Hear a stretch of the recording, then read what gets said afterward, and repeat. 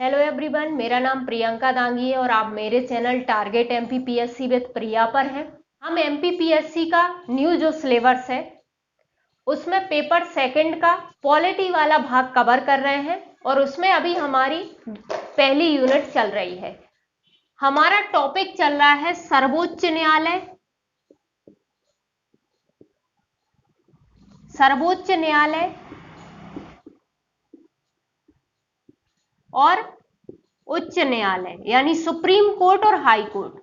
हम दोनों को साथ में क्यों लेके चल रहे हैं? क्योंकि कुछ चीजें इनकी ऐसी होंगी जो कॉमन होंगी, जो चीजें इनकी अलग अलग होंगी वो हम अलग अलग ही करेंगे, लेकिन जो चीजें साथ में है वो मैं एक साथ ही बता दूंगी ताकि आपका भी दोबारा टाइम बच जाएगा और मेरा भी। ठीक है, फिलहाल हम उच्चतम न्यायालय यानी सुप्रीम कोर्ट या सर्वोच्च न्यायालय पढ़ रहे हैं। उनके बारे में हमने कुछ तथ्य जाने और हमने देखा था कि सुप्रीम कोर्ट कहां से कहां तक है। तो संविधान के भाग 5 में अनुच्छेद 124 से लेके 147 तक अनुच्छेद जो है वो सुप्रीम कोर्ट से संबंधित है। तो हम महत्वपूर्ण अनुच्छेद देखेंगे। 124 हमने देख लिया है, हम आगे के महत्वपूर्ण जो भी अनुच्छेद होंगे वो सारे देखेंगे। ये अनुच्छेदों से आपके मेंस के लिए 3-3 नंबर के क्वेश्चन तैयार हो जाएंगे। प्री के लिए तो सारे हेल्पफुल हैं ही सरी, और मेंस की जो हम सुप्रीम कोर्ट की शक्तियां पढ़ेंगे वो हम यही कवर कर लेंगे जो हमें अनुच्छेदों में मिलेंगी। तो यानी हम वहां पे जब सुप्रीम कोर्ट की शक्तियां पढ़ेंगे तो हम वहां पे जो हम अनुच्छेदों में पढ़ लेंगे उनको डिस्क्राइब वहां पे नहीं करेंगे, उन्हें हम यहीं पे वर्णन कर देंगे उनका कि वो क्या कह रही हैं। ठीक है, जब आप सुप्रीम कोर्ट की शक्तियां पढ़ोगे तो आपको फिर बहुत इजीली समझ में आ जाएगा कि हम क्या कह रहे हैं। यदि सुप्रीम कोर्ट हमें लिखा हुआ है तो 100% संभावना है कि सुप्रीम कोर्ट की शक्तियां आपको 200 या 50 शब्द में लिखने के लिए आ सकती हैं। ठीक है, और हाई कोर्ट की शक्तियां भी। तो हम पहले अब जो हमारे इंपॉर्टेंट अनुच्छेद होंगे हम उनको कवर करते हैं। चलिए, 124 अनुच्छेद हमने खंड सहित पूरा पढ़ लिया था। अब हम देखेंगे कि 125 में क्या है। तो अनुच्छेद 125 क्या है?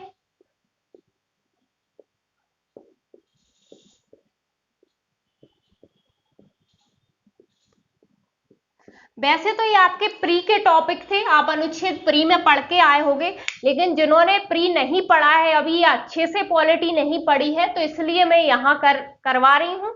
यदि आपको सारे अनुच्छेद अच्छे से पता है तो आप भले जो आपको पता है उस चीज को आप स्किप कर सकते हो। ठीक है, और यदि दोबारा रिवीजन करना चाहो तो भी अच्छी बात है। तो अनुच्छेद 125 क्या है ये आपके लिए मेंस में लिखने के हिसाब से तो इंपॉर्टेंट नहीं है, लेकिन प्री में आपको ये जानकारी पता होनी चाहिए। ठीक है, तो अनुच्छेद 125 कहता है कि न्यायाधीशों के वेतन आदि की बात करता है। ये सुप्रीम कोर्ट के प्रत्येक न्यायाधीश के वेतन, भत्ते, विशेष अधिकार ऐसे होंगे जो संसद विधि द्वारा निर्धारित करे, और जब तक वह ऐसी व्यवस्था नहीं करती तब तक इनका संदाय यानी इनको कैसे प्रदान किया जाएगा? दूसरी अनुसूची, संविधान की जो दूसरी अनुसूची है के अनुसार दिया जाएगा, है ना। उनको दिया जाएगा, संदाय किया जाएगा। न्यायाधीशों की नियुक्ति के बाद कोई अलाभकारी परिवर्तन इनमें नहीं किया जाएगा। जो आपको नहीं दिख रहा है नीचे वहां लिखा है नहीं किया जाएगा। ठीक है, अब इसको समझते हैं। यहां सिर्फ ये कहा गया है कि सुप्रीम कोर्ट के जो भी न्यायाधीश होंगे उनके वेतन हो, भत्ते हो, विशेष अधिकार हो, छुट्टी हो, पेंशन हो। यहां पे मैंने बाकी चीजें लिखी नहीं है, आप विशेष अधिकार के बाद आदि लगा सकते हो क्योंकि फिर आपका बहुत बड़ा हो जाएगा, और यदि लिखना चाहो आप समझने के लिए, याद रखने के लिए तो लिख सकते हो, है ना। तो विशेष अधिकार, पेंशन, छुट्टी, अनुपस्थिति, जो कुछ भी उनका होगा उन सब वो सब क्या होंगे जो संसद विधि द्वारा निर्धारित करेगी। ठीक है, और जब तक ऐसी व्यवस्था नहीं करती तब तक उसके वेतन, भत्ते, पेंशन वो दूसरी अनुसूची में जो व्यवस्था है उस हिसाब से दिए जाएंगे। तो दूसरी अनुसूची में क्या है कि कुछ जो प्राधिकारी होते हैं उनके वेतन वगैरह की ही बात करी गई है, वेतन भत्तों की बात की गई है दूसरी अनुसूची में। वैसे मुझे लगता है कि अपन को अनुसूची पढ़ने की जरूरत ही नहीं है, क्योंकि हम हर कुछ पढ़ रहे हैं, तो वही मैं बताती जा रही हूँ कि इस अनुसूची में क्या है। लेकिन फिर भी मैं 12 की 12 अनुसूची आपको किसी दिन पक्का करवा दूंगी, ठीक है। तो दूसरी अनुसूची के अनुसार इनको वेतन वगैरह दिया जाएगा, कब तक, जब तक संसद ऐसी विधि नहीं बना देती है, ठीक है। हाँ, एक चीज और कही गई है कि यदि किसी न्यायाधीश की नियुक्ति हो गई और उसे जितनी वेतन वगैरह पहले मिल रही थी, तो उसकी नियुक्ति के बाद उस कोई अलाभकारी परिवर्तन आप उसकी वेतन वगैरह में नहीं कर सकते, मतलब जिससे उसको नुकसान हो ऐसा परिवर्तन आप नहीं कर सकते, ठीक है। आगे बढ़ते हैं। 125 था, इसे आप लिख लीजिए। अनुच्छेद 126 क्या है? तो कार्यकारी मुख्य न्यायमूर्ति की नियुक्ति। हम सुप्रीम कोर्ट के अनुच्छेद पढ़ रहे हैं। कार्यकारी मुख्य न्यायमूर्ति की नियुक्ति मतलब कार्यवाहक मुख्य न्यायाधीश की नियुक्ति। किसका मुख्य न्यायाधीश? सुप्रीम कोर्ट का। तो अनुच्छेद 126 क्या कहता है कि कार्यवाहक मुख्य न्यायमूर्ति कौन होगा, उसकी नियुक्ति की बात करता है अनुच्छेद 126। क्या कहा गया है कि जब भारत का मुख्य न्यायाधीश का पद रिक्त हो या अनुपस्थिति या अपने कर्तव्यों के पालन में असमर्थ है, तब अन्य न्यायाधीशों में से कोई ऐसा एक न्यायाधीश जिसे राष्ट्रपति चुने इस पद के कर्तव्यों का पालन करेगा। भाई क्या कहा गया है? अनुच्छेद 126 क्या कहता है कि सुप्रीम कोर्ट में कार्यवाहक मुख्य न्यायाधीश की नियुक्ति की बात करता है। किसी भी कारण से यदि वो पद खाली है या वो अनुपस्थित है या फिर वो अपने कर्तव्य का पालन किसी भी कारण से नहीं कर पा रहे हैं, तो राष्ट्रपति क्या करेगा, किसी अन्य न्यायाधीशों में से किसी एक न्यायाधीश को उतनी अवधि के लिए जितना वो नहीं है उस टाइम के लिए मुख्य न्यायमूर्ति बना देगा और वो इस प्रकार अपने पदों का क्रियान्वयन करेंगे। ठीक है, समझ में आ गया होगा अनुच्छेद 126। आगे बढ़ते हैं। अब अनुच्छेद 127 क्या कहता है? अनुच्छेद 127 यानी 127 क्या कहता है? तदर्थ यानी एड हॉक न्यायाधीशों की नियुक्ति। ठीक है, तदर्थ न्यायाधीश कौन होते हैं? तो हम इसे पढ़ लेते हैं कि ये क्या कह रहा है। यदि किसी समय सुप्रीम कोर्ट है ना, ये सुप्रीम कोर्ट है, क्योंकि यहां मेरे पास जगह कम थी इसलिए मैंने शॉर्ट में लिखा है, आप नोट्स में पूरा लिखना।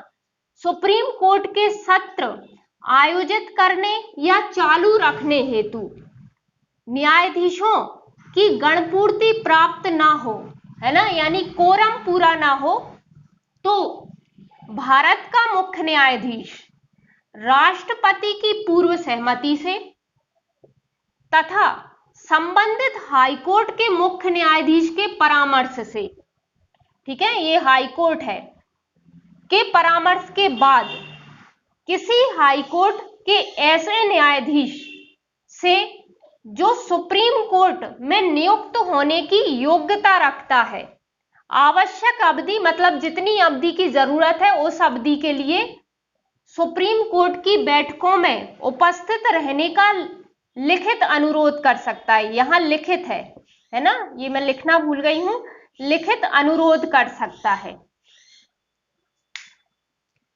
क्या कहा गया है हमसे अनुच्छेद 127 क्या कह रहा है कि तदर्थ न्यायाधीशों की नियुक्ति आपको करना है।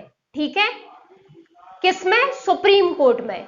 तदर्थ न्यायाधीश होगा क्या? तो यदि हम संक्षिप्त में बोले तो हाईकोर्ट का कोई एक ऐसा न्यायाधीश होगा जिसे भारत का मुख्य न्यायाधीश जो है वो अनुरोध कर रहा है कि भाई आप सुप्रीम कोर्ट की बैठकों में इतनी अवधि के लिए उपस्थित हो जाइए।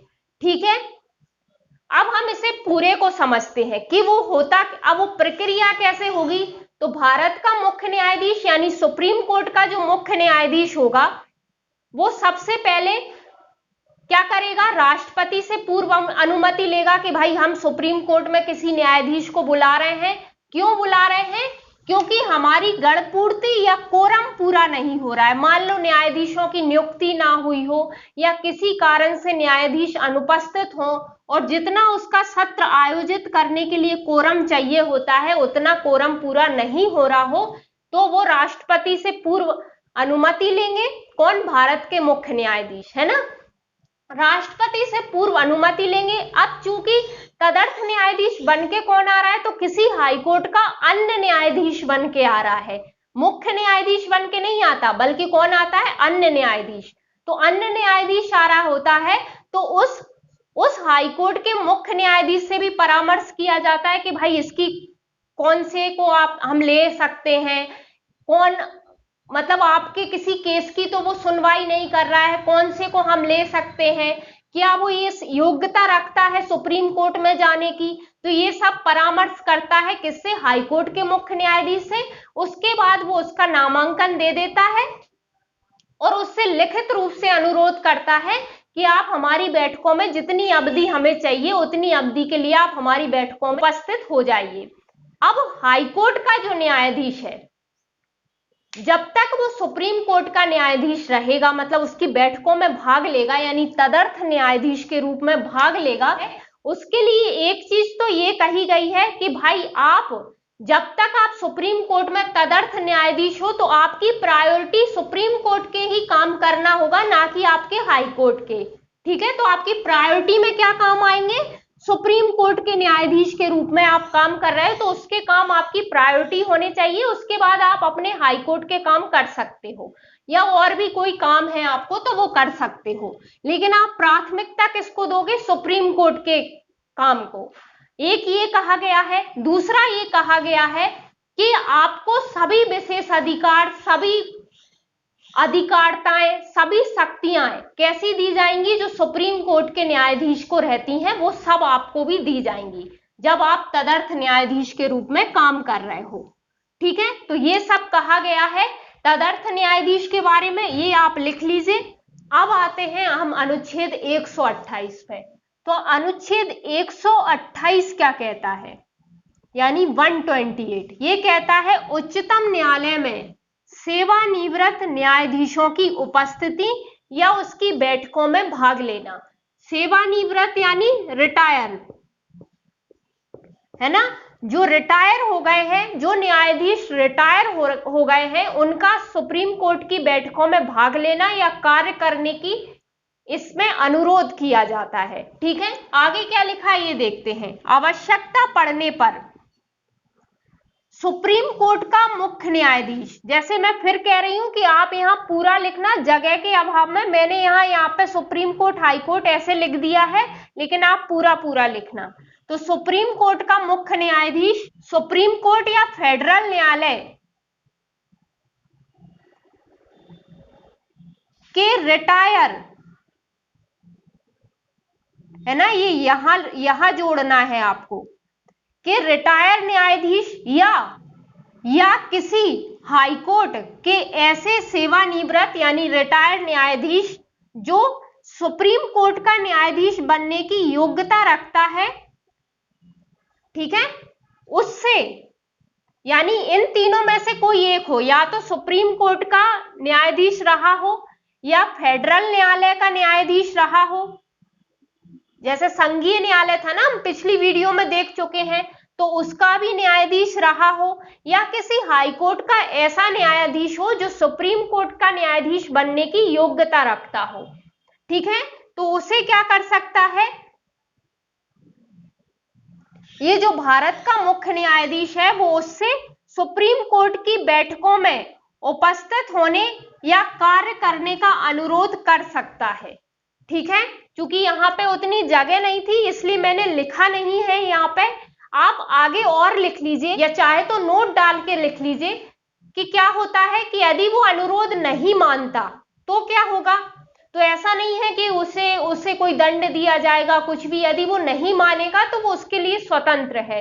ठीक है, इसलिए सिर्फ क्या करता है सुप्रीम कोर्ट का मुख्य न्यायाधीश क्या करता है? अनुरोध करता है।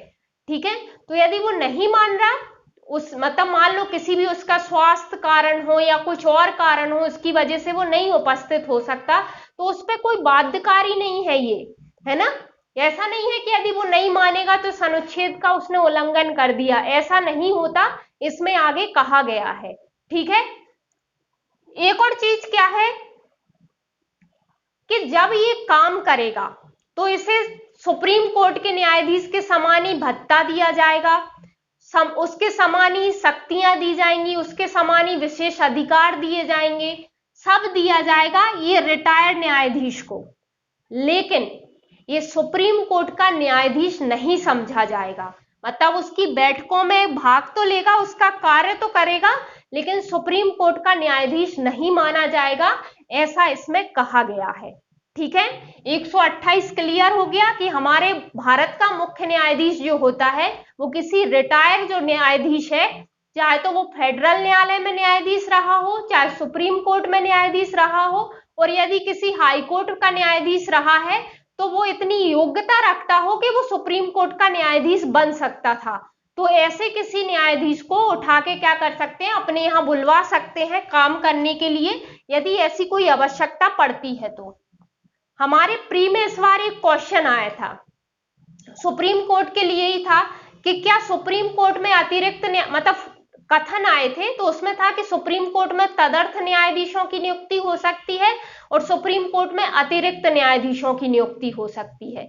दो कथन थे, दोनों में से हमको चुनना था कि दोनों सही है, कोई एक सही है, क्या था। तो उसमें जैसे 127 आर्टिकल में हमने देखा था ना, उसमें तदर्थ न्यायाधीश स्पष्ट रूप से लिखा है, लेकिन ये रिटायर न्यायाधीश जो शामिल हो रहे हैं ये अतिरिक्त न्यायाधीश नहीं है। ठीक है, तो इसलिए सुप्रीम कोर्ट में अतिरिक्त न्यायाधीशों की नियुक्ति नहीं होती, लेकिन हाई कोर्टों में होती है। यहां रिटायर न्यायाधीश ले रहे हैं भाग और वो उसके न्यायाधीश भी नहीं समझे जा रहे हैं, तो आप उन्हें ये नहीं कह सकते कि अतिरिक्त न्यायाधीश आते हैं। ठीक है, तो आपको वो क्वेश्चन क्लियर हो गया होगा कि वहां सिर्फ क्या आना था, पहला कथन सही था कि उसमें तदर्थ न्यायाधीश होते हैं सुप्रीम कोर्ट में। ठीक है, चलिए आगे बढ़ते हैं। अनुच्छेद 129 क्या है? अनुच्छेद 129 यानी 129 उच्चतम न्यायालय अभिलेख न्यायालय होगा। ठीक है, अभिलेख न्यायालय होता क्या है वो हम अभी देख रहे हैं, और इसे अपनी अवमानना के लिए दंड देने सहित ऐसे न्यायालय की सभी शक्तियां प्राप्त होंगी, ऐसे न्यायालय की सभी शक्तियां प्राप्त होंगी। ठीक है, तो ये हमसे कह रहा है अनुच्छेद 129 के सुप्रीम कोर्ट जो है वो क्या होगा, अभिलेख न्यायालय होगा, और उसे अपनी अवमानना यानी उसके अपमान वगैरह जो होगा उसके लिए दंड देने की शक्ति तो उसे होगी ही, क्योंकि अभिलेख न्यायालय को अपनी अवमानना के लिए दंड देने की शक्ति होती है। उसके सहित ऐसे न्यायालय मतलब अभिलेख न्यायालय की जो अन्य और शक्तियां होंगी वो सभी प्राप्त होंगी किसे, सुप्रीम कोर्ट को। ठीक है, तो ये अनुच्छेद आपका इंपॉर्टेंट है, ये 3 नंबर में आपको लिखने के लिए आ सकता है, क्योंकि सुप्रीम कोर्ट की ये शक्ति भी है, तो ये 3 नंबर में आपको बिल्कुल लिखने के लिए आ सकता है, प्री में भी पूछा जा सकता है। अच्छा, ये 129 में तो क्या कहा गया है कि सुप्रीम कोर्ट अभिलेख न्यायालय है, लेकिन आर्टिकल 215 में कहा गया है कि हाई कोर्ट भी अभिलेख न्यायालय है। तो हाई कोर्ट अभिलेख न्यायालय 215 के तहत है, तो हम एक ही बार लिखेंगे कि हम एक ही बार इसको लिखेंगे, क्योंकि मान लो ये यदि 50 शब्द में आपको लिखने आ गया कि सुप्रीम कोर्ट अभिलेख न्यायालय है, स्पष्ट कीजिए। ठीक है, तो क्वेश्चन इस तरह से आ सकता है, उसकी शक्तियां हैं सुप्रीम कोर्ट की, यह आ जाता है कि हाई कोर्ट अभिलेख न्यायालय है, स्पष्ट कीजिए। तो हम वो अभी 50 सब ये 3 नंबर में ये परिभाषा ये लिख सकते हैं कि भाई अनुच्छेद में क्या कहा गया है, और 50 शब्द में क्या लिखेंगे वो हम देख लेते हैं। तो ये 215 में हाई कोर्ट भी अभिलेख न्यायालय, तो वहां मैं पूरा नहीं समझाऊंगी, वहां सिर्फ मैं बता दूंगी कि 215 में क्या है, अभिलेख न्यायालय है हाई कोर्ट। तो अभिलेख न्यायालय कैसे है ये हम यही देख लेते हैं। ठीक है, चलिए तो हम शुरुआत कैसे कर सकते हैं? हम शुरुआत कर सकते हैं कि संविधान के अनुच्छेद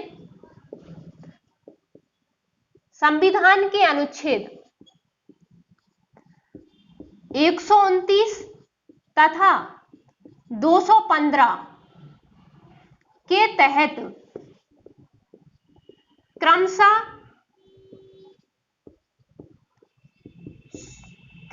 सुप्रीम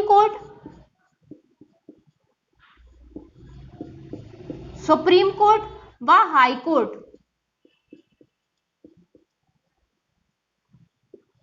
अभिलेख न्यायालय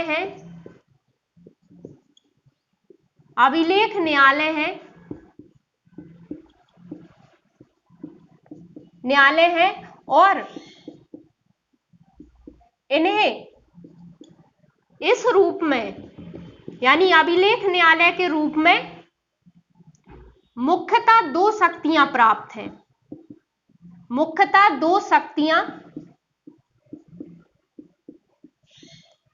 हैं।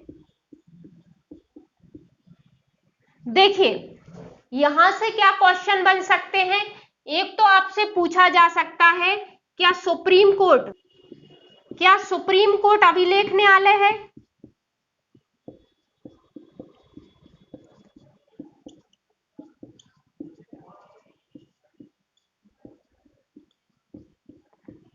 न्यायालय है, स्पष्ट कीजिए या व्याख्या कीजिए, टिप्पणी कीजिए, जो भी आ जाए। ठीक है, सेम क्वेश्चन यहां आ सकता है, सुप्रीम कोर्ट की जगह हाई कोर्ट का पूछ सकते हैं कि क्या हाई कोर्ट अभिलेख न्यायालय है, स्पष्ट कीजिए। एक आपसे पूछा जा सकता है सुप्रीम कोर्ट या यहां पे हाई कोर्ट भी पूछ सकता है। हाई कोर्ट को अपनी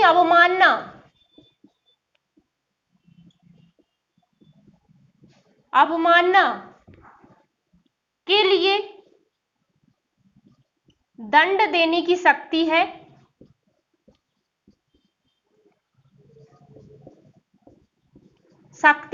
स्पष्ट करें। ठीक है, तो यहां से आपको 3-4 तरह के क्वेश्चन आएंगे। या तो यहां पे आपको सुप्रीम कोर्ट का पूछा जा सकता है, या आपको हाई कोर्ट का पूछा जा सकता है, या सिर्फ इतना पूछा जा सकता है कि अभिलेख न्यायालय क्या है, स्पष्ट कीजिए। तो आप बता दोगे कि इतने अनुच्छेद के तहत सुप्रीम कोर्ट अभिलेख न्यायालय है और इतने के तहत हाई कोर्ट अभिलेख न्यायालय है, और अभिलेख न्यायालय के रूप में उसे क्या शक्तियां हैं वो आप बता दोगे। ठीक है, अभी शक्तियां हम देख रहे हैं। दूसरा क्वेश्चन आपका आ सकता है कि सुप्रीम कोर्ट या हाई कोर्ट, दोनों के लिए आ सकता है, को अपनी अवमानना के लिए दंड देने की शक्ति है, स्पष्ट करें या व्याख्या करें। तो अवमानना के लिए दंड देने की शक्ति किस प्रकार होती है, क्या अवमानना होती है, वो भी हम अभी देखेंगे। ठीक है, तो ये इस तरह के क्वेश्चन आप लिख लीजिए, इस तरह के क्वेश्चन यहां से बन सकते हैं। और ये सुप्रीम कोर्ट की शक्तियां और हाई कोर्ट की शक्तियां तो है ही सारी, तो ये तो हमें वहां तो लिखना ही होगा। ठीक है, लेकिन हम इसे यहाँ ही 50 शब्द के हिसाब से समझ लेते हैं, और जब हम उसमें लिखेंगे पॉइंट में शक्तियों में, तो वहां हम इसे शॉर्ट करके मेंशन कर देंगे। ठीक है, तो इसे हम यहाँ पूरा समझ लेते हैं। ठीक है, मैं इसे मिटा रही हूं, इतना आप लिख लीजिए, क्वेश्चन आप साइड में लिख लीजिए, और ये आप ऊपर प्रस्तावना के तौर पे ये लिख लीजिए। ठीक है, हमने क्या देखा कि अभिलेख न्यायालय के रूप में दो शक्तियां प्राप्त थी मुख्यतः। क्या शक्तियां हैं? पहली शक्ति क्या है हमारी कि इसकी कार्रवाइयां, यानी किसकी, सुप्रीम कोर्ट की। हम अभी सुप्रीम कोर्ट के लिए पढ़ रहे हैं ना, और यदि सुप्रीम कोर्ट और हाई कोर्ट दोनों का पूछा जाए तो यहां लिख देना इनकी कार्रवाइयां। ठीक है, एवं उनके फैसले या उसके फैसले किसके, सुप्रीम कोर्ट के या हाई कोर्ट के, सार्वकालिक अभिलेख के रूप में रखे जाएंगे या साक्ष्य के रूप में रखे जाएंगे। मैंने यहां शब्द सीमा कम करने के लिए, ताकि आपके 50 शब्द में आ जाए, इसलिए यहां पे थोड़ा सा शॉर्ट कर दिया है। सार्वकालिक अभिलेख या आप बोल सकते हैं साक्ष्य के रूप में रखे जाएंगे। इन अभिलेखों पर किसी अन्य अधीनस्थ अदालत, अब आप समझ गए होंगे, मैंने आपको न्यायपालिका की संरचना क्यों पढ़ाई थी?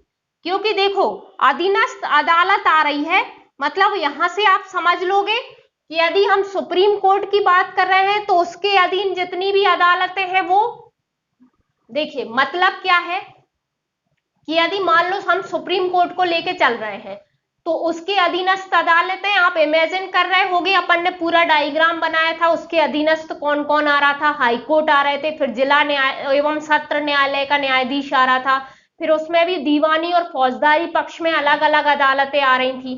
तो यानी क्रम से सुप्रीम कोर्ट के जितने भी अधीनस्थ, उसके अधीन जितने भी न्यायालय, जितनी भी अदालत होंगी, ये सबके लिए कहा जा रहा है कि यदि सुप्रीम कोर्ट की कोई भी कार्रवाइयां हैं या उसके कोई भी निर्णय, फैसले वगैरह हैं, उन्हें कैसे रखा जाएगा? सार्वकालिक अभिलेख के रूप में या साक्ष्य के रूप में रखा जाएगा। ठीक है, और आप उन पर प्रश्न नहीं उठा सकते। उसे स्वीकार कैसे किया जाएगा? विधिक संदर्भ, यानी वो विधि हो, ऐसे स्वीकार किया जाएगा। मान लो वो विधि हो, मतलब एक विधि का बल रखता है उसका निर्णय, ठीक है, सुप्रीम कोर्ट का, और सभी अधीनस्थ न्यायालय को उन्हें मानना पड़ेगा। ठीक है, अभी करंट का उदाहरण मैं आपको देती हूं, आप न्यूज़पेपर पढ़ रहे होगे रोज, है ना? तो हमारे यहाँ आरक्षण का मामला चल रहा है एमपी हाई कोर्ट में। ठीक है, तो कई बार आपको सुनने में आया होगा न्यूज़पेपर में कि जो याचिका करता है उसने ये हवाला दिया है कि चूंकि सुप्रीम कोर्ट ने क्या किया है, 50% आरक्षण की सीमा निर्धारित कर दी, इसलिए एमपी जो सरकार है वो क्या नहीं कर सकती, 27% ओबीसी को आरक्षण नहीं दे सकती। तो वो उस पर विचार कर रहे हैं। सरकार ने अपना पक्ष रखा कि भाई हमारे यहाँ ओबीसी की जनसंख्या बहुत ज्यादा है। तो फिर न्यायालय ने क्या कहा, तो ठीक है आप हमें तथ्य ला के दीजिए, क्योंकि यदि आपके तथ्य अलग हुए तो कार्रवाई अलग हो जाएगी, है ना, और अलग कार्रवाई हो जाएगी तो वो अलग निर्णय पे विचार कर सकता है। ठीक है, और फिर न्यायिक पुनरावलोकन की शक्ति तो सुप्रीम कोर्ट को प्राप्ति है। यदि उसको लगेगा कि उसे अपने फैसले को चेंज करना चाहिए तो वो चेंज भी कर सकता है अपना फैसला आर्टिकल 137 के तहत। ठीक है, तो यही मामला देख लीजिए, हम इंदिरा साहनी बनाम भारत संघ बहुत बार देख रहे हैं कि 50% की सीमा उसमें निर्धारित की है। एमपी हाईकोर्ट भी कई बार ये हवाला दे चुका है सरकार को कि भाई जब 50% की सीमा निर्धारित है तो आपने बढ़ाया किस आधार पे है। सरकार से भी यही पूछा जा रहा है ना कि जब आप सुप्रीम कोर्ट ऑलरेडी ये कह चुका है कि आरक्षण 50% से ज्यादा नहीं होगा, तो आपने किस आधार पे बढ़ाया? और यदि आपके पास कोई आधार नहीं है तो जो सुप्रीम कोर्ट का निर्णय है वही हाई कोर्ट का निर्णय हो जाएगा कि नहीं भाई आप 50% से ज्यादा आरक्षण नहीं दे सकते, और ये सारे केस क्या हो जाएंगे, खारिज हो जाएंगे। ठीक है, तो वही चीज है। तो यही कहा गया है कि उसकी कोई भी कार्रवाइयां होंगी या कोई भी फैसले, निर्णय कुछ भी होगा, उन्हें अभिलेख के रूप में रखा जाएगा। उन पे किसी भी तरह का प्रश्न नहीं उठाया जाएगा किसी अधीनस्थ अदालत में, बल्कि क्या किया जाएगा, उन्हें विधिक संदर्भ हो, यानी एक विधि की भांति उनको स्वीकार किया जाएगा। ठीक है, पहला पॉइंट हमसे यही कहा गया है, यानी अभिलेख न्यायालय के रूप में सुप्रीम कोर्ट और हाई कोर्ट को ये शक्तियां प्राप्त है। अच्छा, हाई कोर्ट को जब ये शक्ति प्राप्त है तो उसकी अधीनस्थ न्यायालय पे लागू होंगे, ना कि सुप्रीम कोर्ट के, क्योंकि सुप्रीम कोर्ट तो ऊपर है उससे, है ना, जबकि सुप्रीम कोर्ट का सभी नीचे के न्यायालयों पे लागू हो जाएगा। ठीक है, दूसरा, अभिलेख न्यायालय के रूप में इसे क्या शक्ति प्राप्त है, अपनी अवमानना के लिए दंड देने का अधिकार होगा। मतलब आप किसी भी तरह से यदि न्यायालय का अपमान कर रहे हो, कुछ भी अपमान कर रहे हो, कुछ भी बोल रहे हो अनाप शनाप, तो क्या कर सकता है, वो आपको दंड दे सकता है, जुर्माना लगा सकता है न्यायालय। तो ये दो शक्तियां मुख्यतः प्राप्त होती हैं अभिलेख न्यायालय के रूप में सुप्रीम कोर्ट, और 215 के तहत हाई कोर्ट को भी है। ठीक है, तो संविधान का 129 और 215 क्रमशः हाई कोर्ट और सुप्रीम कोर्ट को अभिलेख न्यायालय कहता है, और कहता है कि उन्हें अभिलेख न्यायालय के रूप में जब व्याख्या की गई है तो इस प्रकार है कि भाई उसको मुख्यतः दो शक्ति प्राप्त होती हैं। ये तो अनुच्छेद में कहा ही गया है कि ये शक्ति सहित अभिलेख न्यायालय की जो भी शक्तियां होंगी वो सब प्राप्त होंगी इनको। तो और क्या शक्ति हो सकती है, तो ये शक्ति है, ये हमने बता दिया। 50 शब्द में आप इसको तैयार करके रखिए। यदि सारी शक्तियां आती हैं सुप्रीम कोर्ट की या हाई कोर्ट की लिखने के लिए, तब भी हम ये पॉइंट उसमें मेंशन करेंगे क्योंकि ये शक्ति है इसकी। और यदि ये अकेला भी पूछा जाता है इस तरह से 50 शब्द में तो हम वहां भी लिखेंगे। अच्छा, अवमानना के लिए दंड देने की शक्ति क्या किस प्रकार होगी, कैसे होगी, ये हम देख लेते हैं। ये आप लिख लीजिए। इसकी प्रस्तावना सेम आ जाएगी कि आर्टिकल क्या 129 और 129 और 215 के तहत इसे क्या है, अवमानना के लिए दंड देने की शक्ति है, क्योंकि भाई वो अभिलेख न्यायालय है ना, और अभिलेख न्यायालय की ये शक्ति है कि वो अपनी अवमानना के लिए दंड दे सकता है। ठीक है, अब ऐसे 50 शब्द में अब आपके पास प्रस्तावना लिखने के लिए जगह नहीं होगी, लेकिन आप अनुच्छेद मेंशन कर देना, बस इतना लिख देना एक लाइन में कि अनुच्छेद 129 तथा 215 के तहत क्रमशः सुप्रीम कोर्ट व हाई कोर्ट को अपनी अवमानना के लिए दंड देने की शक्ति प्राप्त है। तो हम इतना तो इसमें लिखेंगे क्योंकि हमारा आंसर इफेक्टिव हो जाएगा, क्योंकि हम अनुच्छेद मेंशन कर रहे हैं, है ना, तो हम फैक्ट मेंशन कर रहे हैं एक तरह से हमारे आंसर में। डैश करके हम लिख देंगे कि अवमानना के क्या प्रकार होते हैं। तो अवमानना दो प्रकार की होती है, एक होती है सिविल अवमानना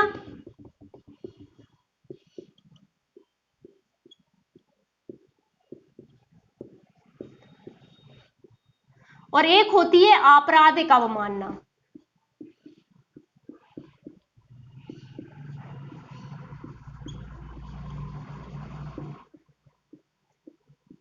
ठीक है, सिविल अवमानना क्या होती है, तो मान लीजिए किसी ने न्यायालय के आदेश, कोई निर्णय या न्यायाधीश कुछ भी है, उसकी जानबूझ के, है ना, उसकी स्वेच्छा से, यानी जानबूझ के स्वेच्छा से अवहेलना की है, मतलब उसे नहीं माना है,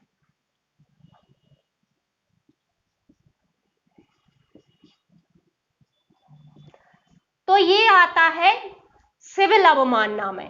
क्या कहा गया है सिविल अवमानना में, कि हमने किस न्यायालय का कोई आदेश था, निर्णय था, न्यायाधीश था, उसकी हमने जानबूझकर क्या की है, अवहेलना की है, यानी उसे माना नहीं है। ठीक है, तो ये हो जाएगा सिविल अवमानना। सिविल अवमानना में क्या कर सकते हैं वो, तो वो जुर्माना लगा सकते हैं। यहाँ नीचे जगह नहीं है तो मैं यहां लिख रही हूं, आप इसके नीचे एरो लगा के, इस प्रकार एरो लगा के इसके नीचे ही लिखना। ठीक है, तो क्या कर सकता है, इसके लिए न्यायालय सिर्फ जुर्माना लगा सकता है। यदि आपने सिविल अवमानना की है तो आप पे सिर्फ जुर्माना लग सकता है। आपराधिक अवमानना क्या होती है,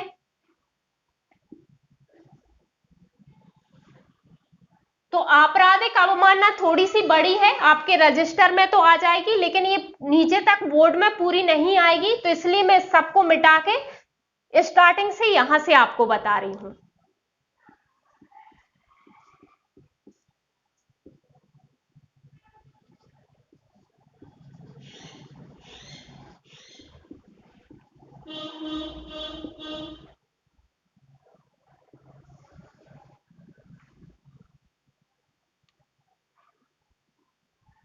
आपराधिक अवमानना क्या थी, ऐसा कार्य या ऐसी सामग्री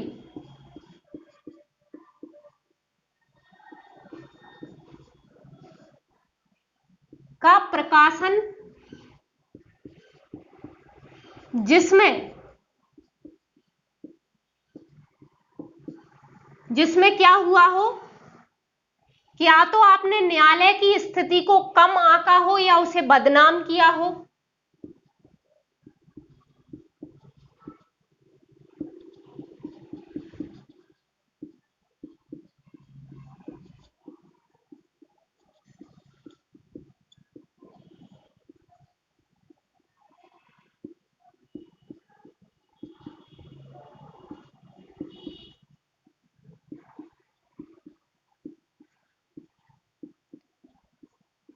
मतलब आपने या तो ऐसा कोई काम किया है या किसी ऐसी सामग्री का प्रकाशन किया है जिससे क्या हो रहा है कि या तो न्यायालय बदनाम हो रहा है या उसकी स्थिति को आप कम आंक रहे हो। ठीक है। दूसरा है कि न्यायिक प्रक्रिया जो भी चल रही है उसमें आपने कोई बाधा पहुंचाई हो।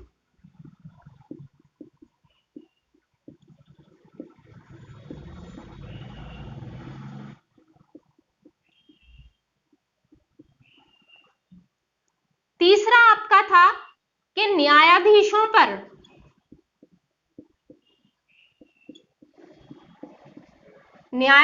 पर पक्षपात का आरोप लगाया हो।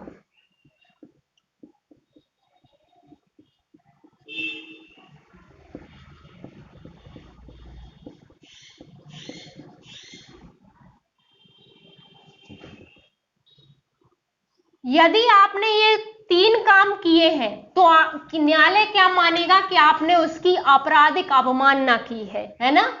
या तो आप ऐसा कोई काम करते हो इनमें से कोई, या ऐसी किसी सामग्री का प्रकाशन करते हो, यानी न्यूज़पेपर मैगजीन वगैरह में आप छापते हो जिसमें न्यायालय की स्थिति को आप कम आंक रहे हो या उसे बदनाम कर रहे हो या किसी न्यायिक प्रक्रिया में बाधा पहुंचा रहे हो या न्यायाधीशों पर पक्षपात का आरोप लगा रहे हो, तो वो क्या कर सकता है, आपको अपनी आपराधिक अवमानना के लिए दंड दे सकता है। और ये आपराधिक अवमानना के लिए क्या दंड होगा, तो उसने कहा कि या तो आपको जुर्माना दे सकते हो आप, यदि उसको लगता है कि भाई छोटे मोटी चीज थी, ठीक है कोई बात नहीं, तो वो जुर्माना लगा देगा, या आपको सामान्य जेल भी हो सकती है, या आपने कोई मतलब बहुत ज्यादा न्यायालय की जो छवि थी उसको क्षति पहुंचाई है, तो आपको दोनों भी हो सकते हैं, है ना, यानी जुर्माना प्लस जेल। तो ये आपराधिक अवमानना में होती है। अब हमने देखा था कि भाई 129 तो क्या कह रहा था कि सुप्रीम कोर्ट को अवमानना के लिए दंड देने की शक्ति है, 215 कह रहा था कि हाई कोर्ट को शक्ति है अवमानना के लिए दंड देने की। लेकिन सुप्रीम कोर्ट, ये तो संविधान तो सिर्फ सुप्रीम कोर्ट और हाई कोर्ट की बात करता है।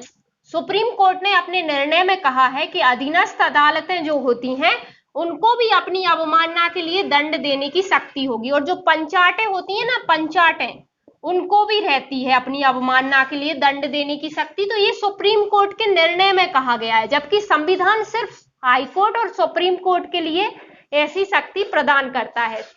तो ये हमारे 50 शब्द में हमारा अवमानना के लिए दंड देना की जो शक्ति है उसकी सुप्रीम कोर्ट और हाई कोर्ट की, वो किस प्रकार से होगी ये हमने देख लिया। हमने अनुच्छेद बता दिए और अवमानना के प्रकार बता दिए और उनके लिए क्या दंड दिया जाता है हमने ये भी बता दिया। 50 शब्द के हिसाब से हमारी ये शब्द सीमा लगभग पूरी हो गई। तो आप इसे, यदि उतना ही पेज आ रहा है, यदि मान लीजिए कॉपी में, वैसे तो पिछले बार का फॉर्मेट देखा जाए तो उन्होंने आधा आधा पेज उसमें दिया था, लेकिन आधा नहीं आया था, 100 शब्द के लिए पूरा ही पेज आया था अभी 2019 का मेंस हमने जो लिखा उसमें। तो यदि आधा पेज आपको वो देते हैं, फिक्स लाइनें देते हैं, तो आप यदि इस फॉर्म में आपका नहीं आ रहा है, मतलब आप डायग्राम बना के नहीं आ पा रहा है, तो आप इसे अलग से पॉइंट डाल के लिख देना। और यदि इस तरह से पेज सफिशिएंट है आपके पास, तो आप क्या करना, पहले उसकी हेडिंग, वो अनुच्छेद लिखना और इस तरह से डायग्राम बना के आपके 50 शब्द पूरे करे आना। तो यह एक अट्रैक्टिव भी लगेगा और आपके आंसर की शब्द सीमा भी पूरी हो जाएगी। ठीक है। लेकिन आप बोलोगे कि मैम ऐसा तो नहीं है, हम तो न्यूज़पेपर में कई बार पढ़ते हैं कि न्यायालय के ऊपर कोई भी आर्टिकल आता है कि उस पर तारीख दी जा रही है, इतने केस वहां पे लंबित हैं, न्यायाधीशों की नियुक्ति नहीं हो रही है, तो क्या किसी भी तरह की बात उनके बारे में नहीं कही जा सकती? तो ऐसा नहीं है। यदि आप तथ्यों के साथ, यानी फैक्ट के आधार पर कोई भी चीज, कार्रवाई वगैरह का प्रकाशित करते हो, तो भी वो अवमानना नहीं मानी जाएगी, है ना। यदि किसी न्यायिक निर्णय की आप उचित आलोचना करते हो, जो भी कोई आलोचक होते हैं, तो भी वो उसे अवमानना नहीं मानेगा सुप्रीम कोर्ट। यदि उसको लगता है कि भाई सुप्रीम कोर्ट या हाई कोर्ट या न्यायपालिका कोई भी हो, उसे अवमानना नहीं मानेगा, बल्कि सुप्रीम कोर्ट को तो ये भी शक्ति है कि वो अपना फैसला बदल सकता है। यदि उसे लगता है कि किसी के साथ पूर्ण न्याय नहीं हुआ है तो वो अपनी न्यायिक पुनरावलोकन की शक्ति के तहत क्या कर सकता है, अपना स्वयं का निर्णय भी बदल सकता है। ठीक है, तो आप उसकी उचित आलोचना कर सकते हो, ईमानदारी पूर्वक आप शिकायत भी कर सकते हो किसी भी न्यायालय की या किसी न्यायाधीश की। ठीक है,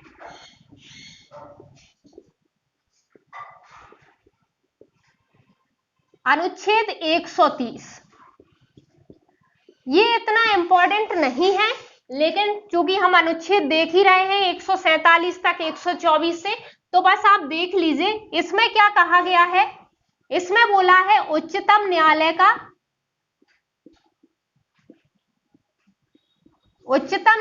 का स्थान।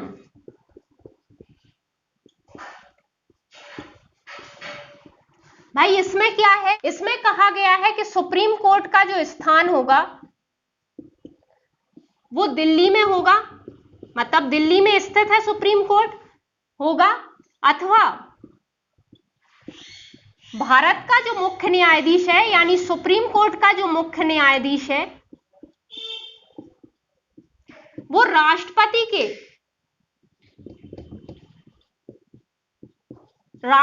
के अनुमोदन पर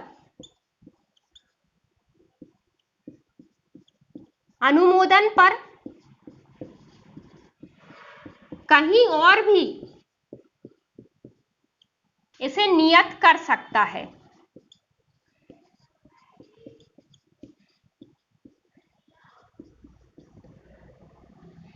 अनुच्छेद 130 क्या कह रहा था कि उच्चतम न्यायालय का स्थान मतलब उच्चतम न्यायालय कहां है, तो संविधान में कहा गया है कि भाई उच्चतम न्यायालय दिल्ली में है और भारत का मुख्य न्यायाधीश यानी सुप्रीम कोर्ट का मुख्य न्यायाधीश समय समय पर राष्ट्रपति के अनुमोदन पर, मतलब राष्ट्रपति यदि अनुमोदन करते हैं तो इसे कहीं और किसी और स्थान पे भी इसको नियत कर सकता है। ठीक है, तो जैसे मान लीजिए कि कोई केस ऐसा आ जाता है जहां पे व्यक्ति क्या नहीं कर सकता, सुप्रीम कोर्ट पहुंचने में वो असमर्थ है, तो राष्ट्रपति अनुमोदन कर सकते हैं, तो सुप्रीम कोर्ट की बेंच उस स्थान पे भी बैठक कर सकती है। ठीक है, जहां वो व्यक्ति हो। एक बार श्रीनगर में हुई है, एक बार हैदराबाद में भी हुई है ऐसी स्थिति में, तो यानी कुछ ऐसी विशेष स्थिति होंगी जिन पे राष्ट्रपति अनुमोदन कर सकता है सुप्रीम कोर्ट से कि भाई आप अपनी बैठक यहाँ पे आयोजित करो। ठीक है, और उसके अनुमोदन पर समय समय पर ये सुप्रीम कोर्ट कर भी सकता है, वैसे दिल्ली में होगा ये कहा गया है 130 में। ठीक है, क्योंकि ये वीडियो बहुत लंबा हो जाएगा, हम अभी यहीं तक पढ़ते हैं अनुच्छेदों को, बाकी के अनुच्छेद हम आगे के पार्ट में करेंगे। थैंक यू सो मच ये वीडियो देखने के लिए, आई होप आपकी हेल्प हो रही हो। और आप यदि चैनल पर नए हैं तो प्लीज चैनल को सब्सक्राइब कीजिए, और वीडियो अच्छा लगा हो तो लाइक कीजिए और शेयर कीजिए ताकि बाकी लोगों तक भी पहुंच सके video. Thank you so much.